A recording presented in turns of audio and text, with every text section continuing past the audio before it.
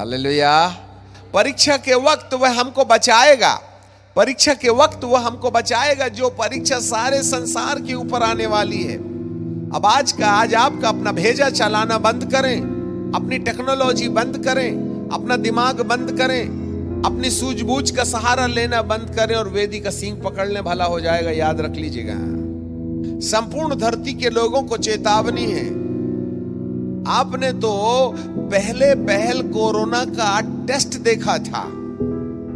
यह बात प्रभु ने 2020 के अप्रैल महीने में ही प्रकट कर दी थी।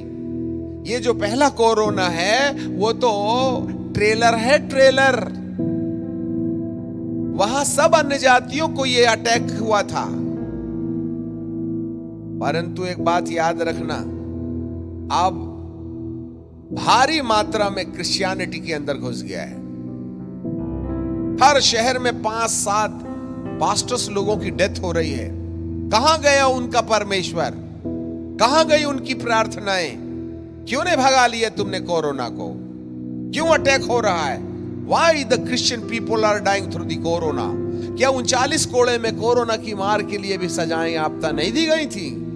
इसका मतलब है जरूर कोई ना कोई बुरा संकेत खुदा बाप दे रहा है। हमारे जाग जाने में ही भलाई है।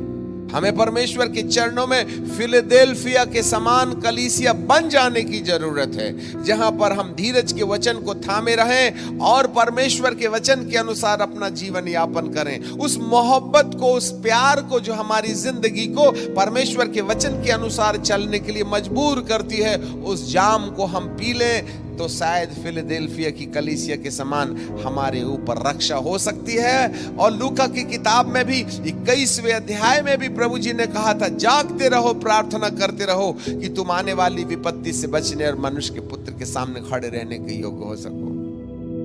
इसका मतलब है मनुष्य के पुत्र के आने से पहले विपत्ति आएगी, आएगी ही आएगी। और दर्शन में प्रभु ने बहुत पहले से यिर्मयाह 12:12 में बताया था, यदि कलीसिया सुधर के नहीं आएगी तो विपत्ति तो आएगी ही आएगी। यस, क्योंकि हर मुंडे टीले में तुमने व्यभिचार किया है, हर बांज वृक्ष के पीछे तुमने व्यभिचार किया है। इसलिए मैं कलीसिया को चेतावनी देते हुए, संपूर्ण भारत के अभिषिक्तों के बारे में सलाह देते हुए एक बात कहना चाहते हैं, इन दिनों में आपकी जिंदगी को सावधान रहने की आवश्यकता है। इन दिनों में आपको परमेश्वर के भय में रहने की आवश्यकता है। इन दिनों में आपको परमेश्वर के वचन के अनुसार चलने की जरूरत है, जिससे कि आप फिलडेल्फिया की कलीसिया के समान परमेश्वर की नजर में आ जाएं। दाऊद के समान ये कहे, परमेश्वर आपके बारे में कहे, मुझे मेरे मन और मेरी इच्छा के अनुसार एक व्यक्ति मिल गया है। हालेलुया। सो पिता परमेश्वर आपके मन की आंखों को खोले। आपके लिए खुशखबरी है कि प्रभु छना हुआ तेल आपकी जिंदगी में डालने वाला है, जिसकी शुरुआत हो गई है। अब हमें नहीं मालूम है, इसके पात्र हंडे के समान आग में रखे गए हैं। एक बात याद रखना, बीते हफ्ते में परमेश्वर ने साफ ये बात बताई थी, हंडे को आग में रख दे, उसको तपा दे, उसको तपा दे, फिर पानी से भर दे, फिर उसके बलिदान किए हुए मेमने को डाल दे, तो मेमने में जलन की खुशबू नहीं होगी। जलन इन द सेंस वो जो जला हुआ है ना अंदर में। पिता परमेश्वर आपके हंडे को अग्नि में रखने का अनुग्रह दे। संपूर्ण कलीसिया, संपूर्ण याजक समाज चेत जाए, प्रभु कुछ कह रहे हैं। इससे ऐसे पता चलता है मेरा प्रभु आपको कहीं ना कहीं एक ताजे तेल की ओर ले जाना चाहता है, एक ऐसे दाख मधु की ओर ले जाना चाहता है जहां आप जाना नहीं चाह रहे, परंतु परमेश्वर फिर भी खड़े हुए हैं। मैं छन्ना लगा करके तुम्हारी जिंदगी को यीशु के दोबारा आने के लायक शुद्ध और साफ कर दूंगा। ऐसा वाला मन प्रभु हमको दिया चाहते हैं। तो परमेश्वर आपके साथ बना रहे, उसके अभिषेक में बने रहें, उसकी दया में बने रहें और आपके मन की आंखें प्रभु खोले। आइए हम प्रार्थना करें।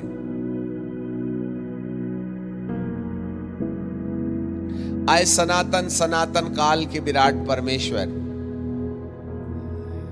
यदि आपकी आंखें आंसुओं से भरी है तो मानव के जीवन को उस सिद्धता तक पहुंचने के लिए जो भी रुकावटें हैं उनको जला देने के लिए आपकी आंखें आग की ज्वाला भी है। आप उन दुष्ट शक्तियों से लड़ेंगे जो मनुष्य को भटकाती हैं। आप उन दुष्ट शक्तियों को लाल वाली आंखों से देखेंगे जिसमें ज्वाला है, जिससे कि तेरे बच्चे तेरी गोद में खेलें, तेरे पास रहें, और जो संपत्ति आपने अनंत जीवन की उनके लिए रखा है उससे वे महरूम ना हो जाएं। प्यारे पिताजी, आप बार बार हमें चेतावनी देते हैं, सलाह देते हैं, प्यार करते हैं।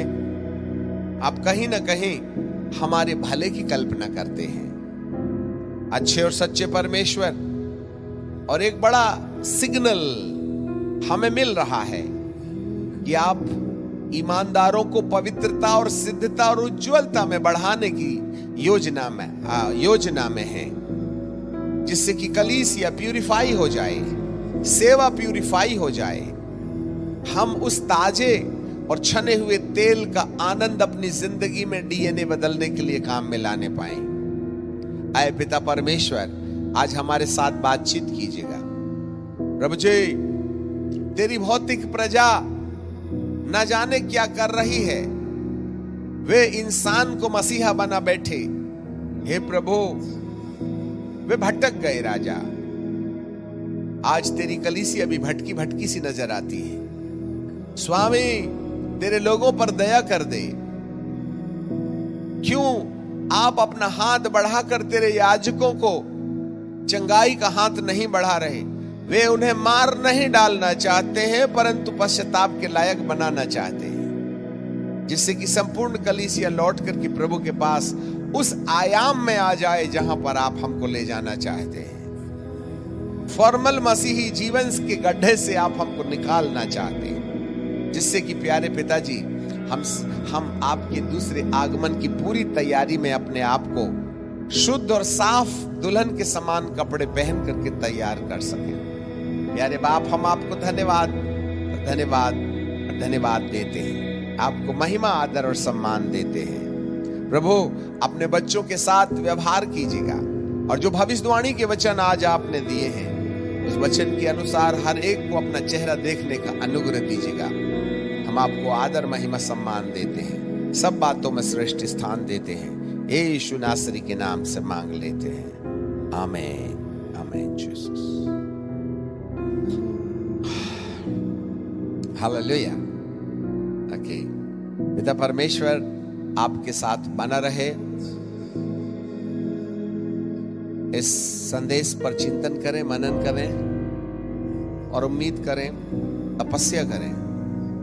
ये फॉर्मल प्रार्थना करने का वक्त नहीं है, परंतु डीप मेडिटेशन में चले जाएं, जिससे प्रभु आपकी जिंदगी को शाऊल के समान जैसे पाउल में बदल दिया, फिर वो मुड़ के कभी नहीं देखा। कुछ ऐसी ही जिंदगी आपकी हो जाए कि आप इस संसार को दोबारा लौट के न देखें। Total transformation. और खुदा इन दिनों में हर व्यक्ति का टोटल ट्रांसफॉर्मेशन कर देना चाहता है, जिससे कि लड़खड़ाते कदम मजबूत हो जाएं और प्रभु का अनुग्रह यीशु के दोबारा आने तक आपके साथ बना रहे। सो पिता परमेश्वर का धन्यवाद। फिर मुलाकात होगी अगले रविवार ठीक 10:30 बजे। आप सब लोगों को जय मसीह की, प्रेज द लॉर्ड, हालेलुया। मुलाकात होगी।